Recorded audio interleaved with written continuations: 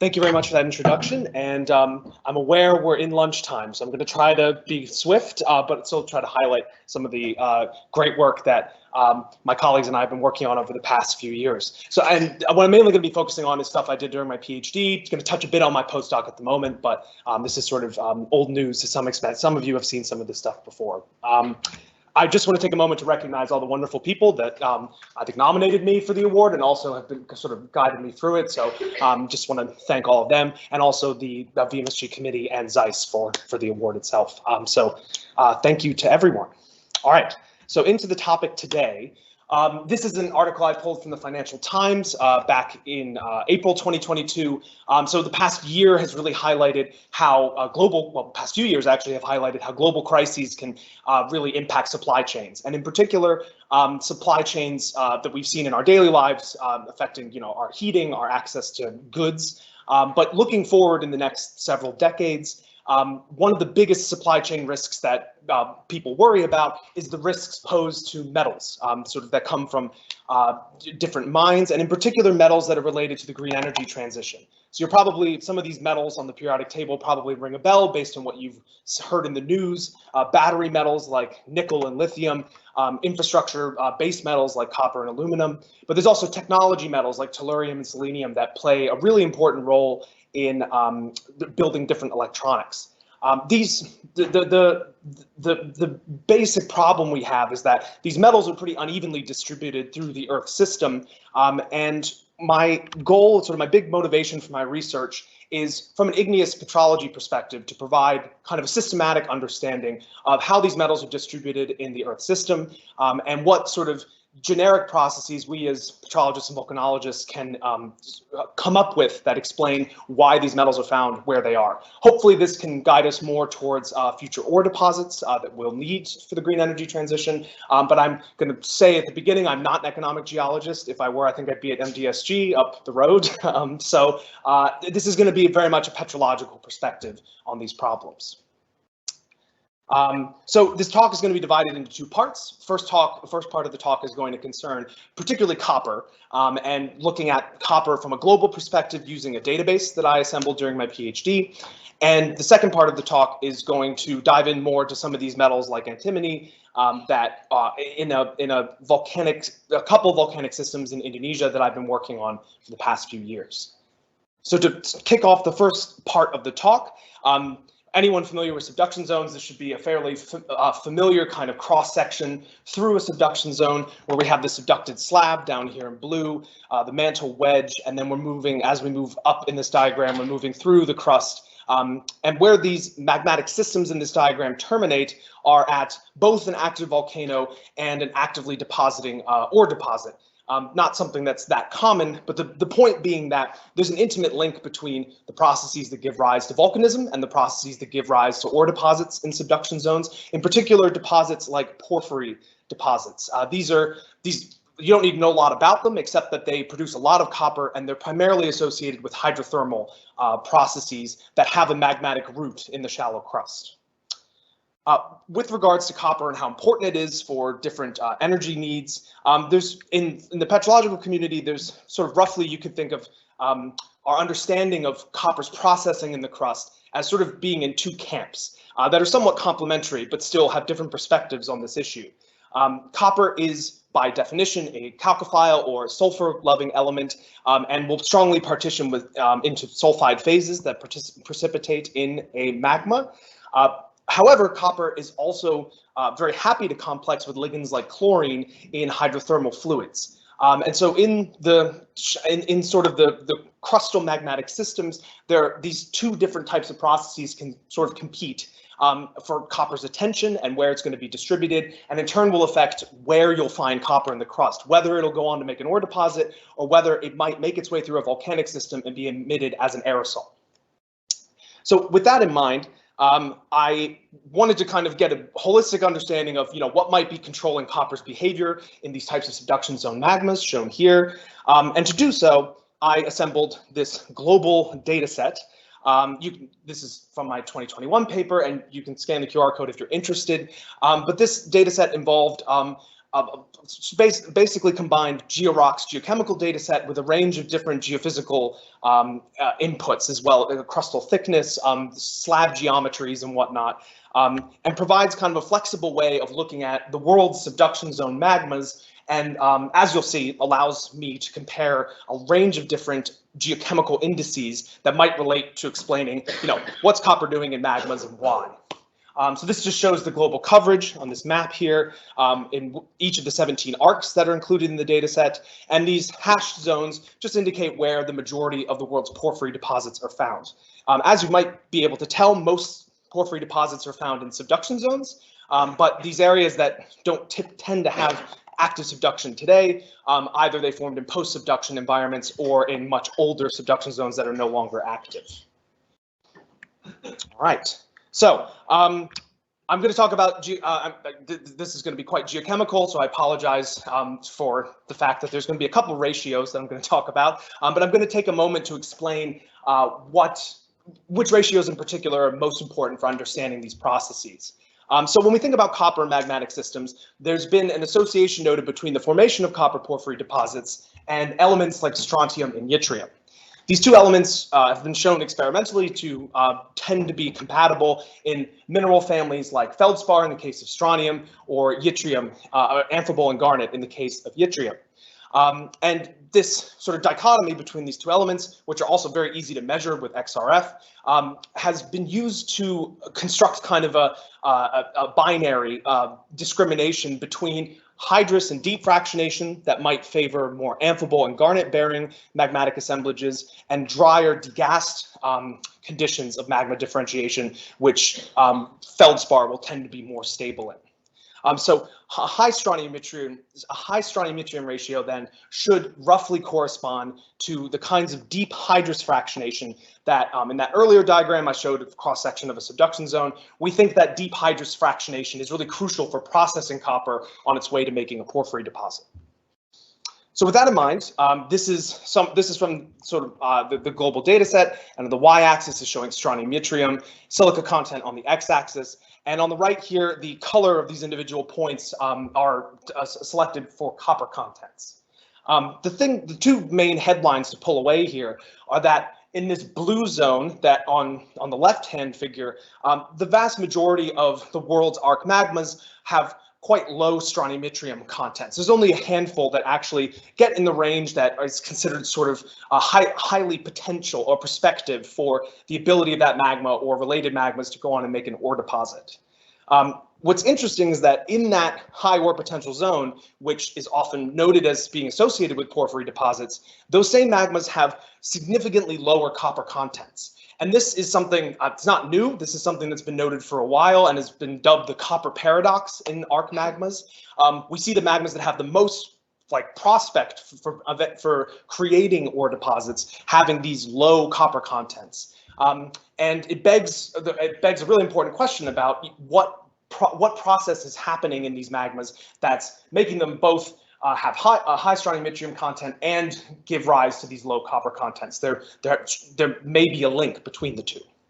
And in order to examine this, I did a range of different analyses. I'm going to highlight kind of the most straightforward one, and if you have more questions, we can talk about them afterwards. But we can think about this really simply. Shown on this diagram is just the major element systematics across my global data set. You see about 4,000 magmas represented here. And in iron magnesium space, we can think about, as shown schematically here, a tholeiitic versus a calc-alkaline differentiation trend, and what relationship this copper and strontium yttrium relationship bears to major element systematics. And I should note on the left, the points are colored for copper content, and on the right for strontium yttrium. What you'll note, hopefully, as I noted, is that the majority of these points that have high strontium yttrium contents, and thus we'd expect to be prospective for an ore deposit, have very low copper contents, and they all fall along this black vector, essentially. So there's I posit that there's some link between calc-alkaline differentiation and the mineral sequences that form in those magmas, and the copper and strontium yttrium relationship that we earlier observed. The culprit in this case I'm not going to introduce yet another ratio. I'm just going to tell you, and you can read the paper if you want the proof of this, but from a range of different rare earth element systematics that I examined in these magmas, I'm very confident that amphibole explains a lot of what's happening here. Amphibole can explain high strontium yttrium ratios. It's stable in hydrous, deeply stored magmas that are very good candidates for going on to make something like a porphyry deposit. The link that's missing is amphibole doesn't take up copper in its structure. So what's explaining this lower copper content? And my hypothesis stands that amphibole decreasing the iron content, as we see along a calc-alkaline trend here, should give rise to sulfide fractionation and in turn draw down copper. How that works requires a bit of background on sulfur thermodynamics. I'm going to try to keep it light and cartoony, not get into the details too much. But there's some great experimental work that's been done over the past 20 years examining sulfur in magmatic systems. And generally, we can say that sulfide crystallization in a magma is encouraged by lower iron contents, as well as many other parameters. Oxidation is also a really important parameter here as well. So lower iron contents, anything that can take iron lower is going to make it easier for sulfide to precipitate and therefore take up a lot of copper. The trick here is showing that amphibole can actually do that. I can assert and say amphibole does it, but it's a step further to actually test that.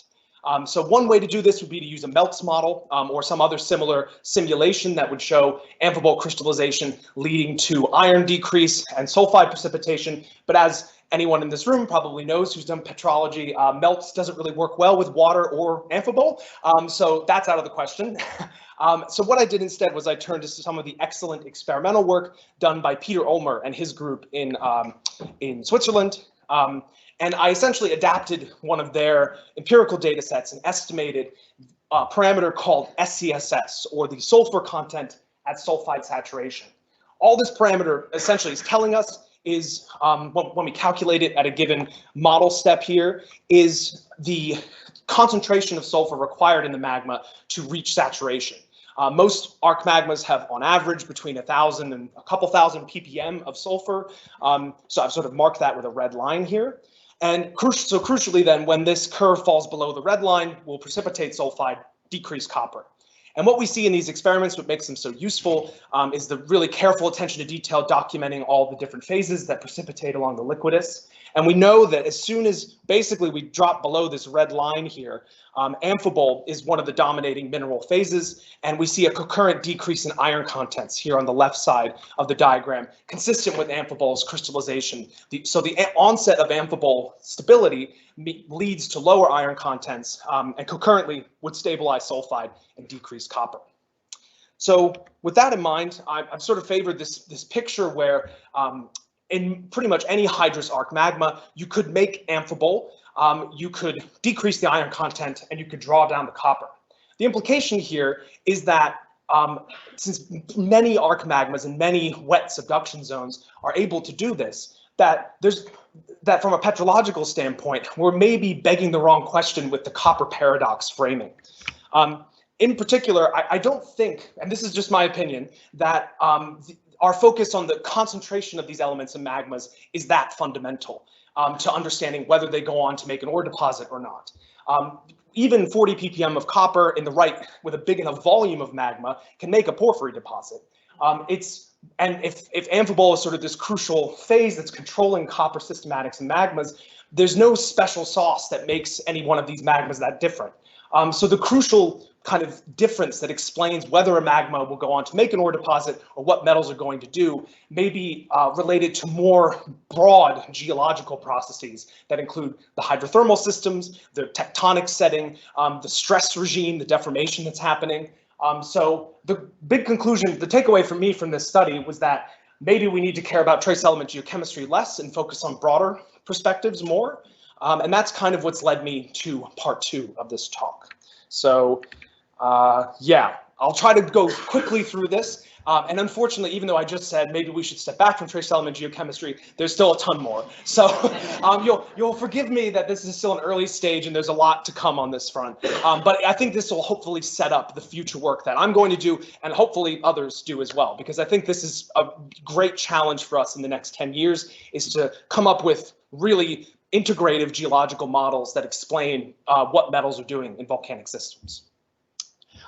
So my case study for this area is Java, Indonesia. I'll show you a map of it in just a moment. But the reason I bang on about Java a lot, if you've spoken to me, is I find it's a really interesting, it's quite a small area on the Earth's surface. But in this, about 10 degrees of longitude shown here from this excellent paper from Heather Hanley, all these different active volcanoes have very different chemical profiles that indicate lots of different processes going on. So we see this west to east decrease in radiogenic lead, going from West Java to East Java. We see strontium isotopes all over the map, but generally much lower in East Java and sometimes quite high in Central Java. And barium hafnium, sort of roughly a proxy for a material leaving the slab. We see this increase at a volcano called Kalut, and then sort of decrease down towards the east when we get to Bali at Egen. So in this one little tiny slice of the Earth, this one island, we have a huge variation in the geochemistry of these volcanoes. And I hope to convince you that we can compare these different systems chemically and physically and try to get a better sense of what's regulating the metal contents in these magmas. So this is Java. It is the capital island of Indonesia, and for being approximately around the same size as the UK in land area, has over double the population of the UK, living amongst dozens of different active volcanoes. So from a risk standpoint, like the earlier speakers might have more perspective on that, Java is a really fascinating place to study in that regard. The volcanoes that I'm going to briefly touch on are marked in these different colored symbols, are primarily restricted to Central Java and East Java here. And you'll note a few important things. One is that these yellow stars indicate porphyry deposits, some of which have only been described in the past 5-10 years, that are associated spatially with the active and inactive volcanic segments of the island. And we also have, you'll note these hashes on the diagram indicate the depth to slab. So how far above the subducting slab the topography is. And you'll note that there's two volcanoes, Balaron here and Muria up north, that are located quite far off the main volcanic axis where activity is concentrated.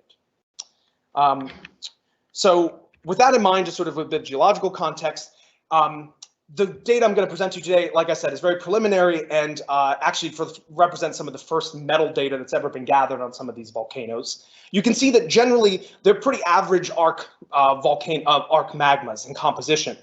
They fall, when you look within a system, they go anywhere from basalt to andesite in most cases, with the notable exception of Muria, which is very alkali rich, particularly for an arc volcano. And there's been a lot of debate about what actually is happening at Muria, given it's only about 500,000 years old. There's something kind of funny going on here chemically, and there's not really an answer to that geologically yet. Crucially, none of these rocks have amphibole present in their whole rock samples that I've observed. So the earlier conversation I had about amphibole fractionation, if amphibole is involved, it's going to be a cryptic phase, I can say off the bat. So to kind of finalize this, I kind of just want to tantalize you with some of the metal data that I have, and I'm going to use this periodic table to frame my investigation. I maybe should have showed this earlier, but all of these metals with hash marks here, these are the chalcophile metals, the sulfur-loving metals that tend to be associated with many ore deposits in subduction zones and other settings.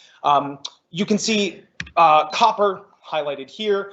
I'm going to talk about copper and compare it to its relative on the periodic table, silver. They have very similar geochemical behaviors, but with a few key differences. So in volcanic rocks, copper-silver has been used as a trace element ratio that tracks the kind of sulfide that's precipitating.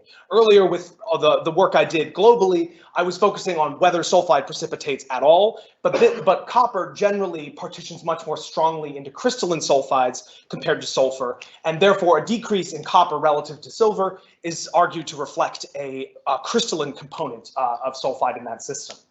So what I've shown here, in the background, circle points, these are all the available global data that I have for subduction zones on copper silver. You'll note there's not a lot, and that's because silver is very hard to measure in any sort of ICP-MS. Has a zirconium interference. It's a pain to work with, but if you're friends with Fran Jenner, you can get it done. So that's sort of the background data set. And then overlaying on this is the results I got for these samples I have.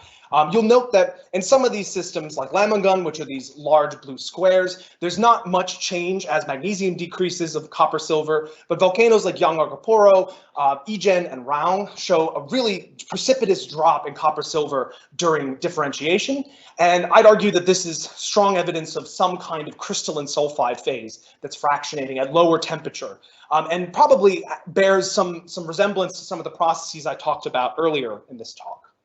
But crucially, I think copper silver, Olivia Hogg, I'm going to highlight some of her work. She's a colleague who has a poster on Friday. I think she's been hitting on some stuff recently that I think calls into question whether we should think about copper silver as purely a sulfide tracking metric.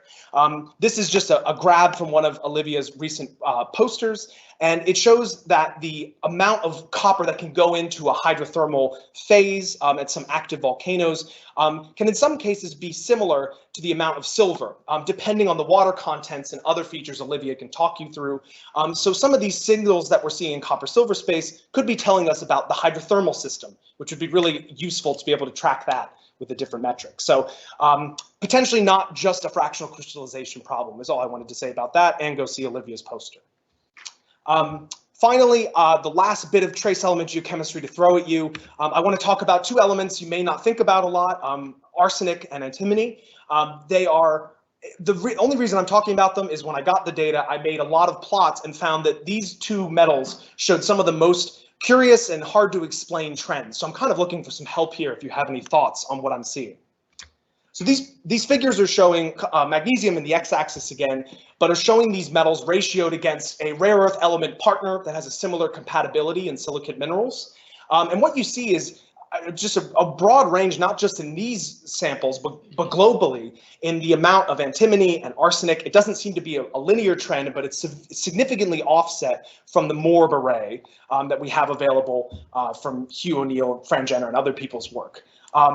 The problem is, while we see this increase in these metals as magnesium's going down, we can't really ascribe that to sulfide, because antimony and arsenic in reality are more like chalcophrens rather than chalcophiles. They don't really strongly partition into sulfide phases that much, and this relationship may reflect the fact that they're ratioed against these rare earth elements is supposed to control for fractional crystallization effects. So if we remove fractional crystallization in sulfide, we kind of need something to explain why we have this variability.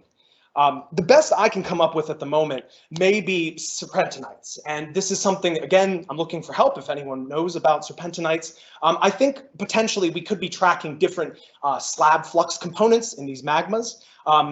Fabien Deschamps had some excellent work on this in the early 2010s, and this just sort of shows where sort of different destabilization events may give rise to higher fluxes of antimony and arsenic. So potentially these metals may be tracking some unique slab components that we may be missing in other data sets.